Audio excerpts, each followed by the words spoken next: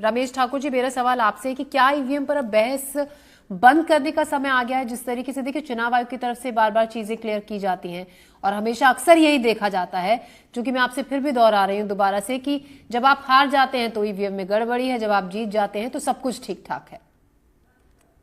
एक ताजा उदाहरण है ईवीएम में गड़बड़ी का। अभी महाराष्ट्र के चुनाव संपन्न हुए जी। विधानसभा के, तो वहां पे एक गांव है। तो उस गांव में लगभग 2300 वोटर हैं। जी। तो वहां के गांव वालों को कहना है कि हमने भारतीय जनता पार्टी को वोट नहीं हम्म। करा, लेकिन फिर भी हमारा वोट भारतीय जनता पार्टी को कैसे चला गया। फिर उन्होंने गांव में प्रशासनिक अधिकारियों का अपनी मांग करी कि हमारे पूरे गांव की एक वोटिंग होनी चाहिए, फेयर वोटिंग होनी चाहिए, हम बैलेट से करेंगे।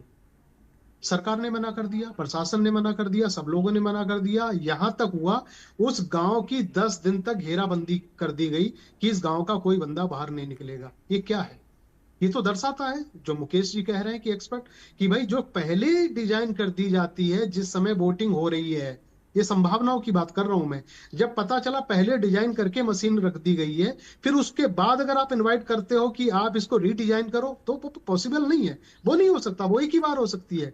पहले जब डिजाइन की जाती है, कोई घर बना दिया जाता है, और जो भी राज मिस्त्री जब आता है उसको पता होता है कि नींव में सरिया कितनी डाली है, और नींव जब रखी गई थी उसमें सीमेंट किस क्वालिटी का डाला उसको ही पता होता है। अगर उस समय अगर सुशील त्रिवेदी जी को बुलाया जाए, मुकेश मीना जी को बुलाया जाए, या हम आपको बुलाया जाए कि बताइए मेरा जो घर बना है इसके जो नींव डाली थी उसमें मटेरियल आपको बता दो, क्या हम बता पाएंगे? नहीं बता पाएंगे। तो इस तरह की संभावना है।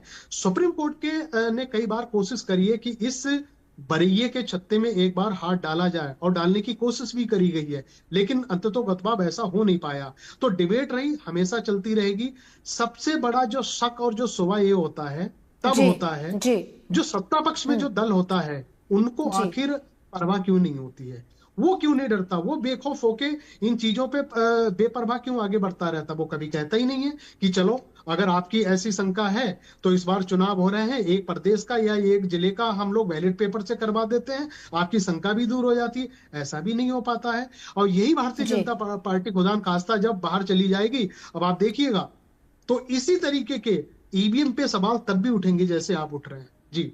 बिल्कुल, ईवीएम पर सवालों की जो बौछार है वो कब ईवीएम पर सवाल उठने बंद होंगे, ये सवाल सभी के जहन में। और इसी सब के बीच आप सबका शुक्रिया, हमसे तमाम सवालों के जवाब आपने दिए। हमसे जुड़े डॉक्टर सुशील त्रिवेदी, आपका भी शुक्रिया। मुकेश चौधरी, मुकेश मीणा और रमेश ठाकुर जी, हमसे जुड़ने के लिए, बातचीत के लिए आप सबका शुक्रिया।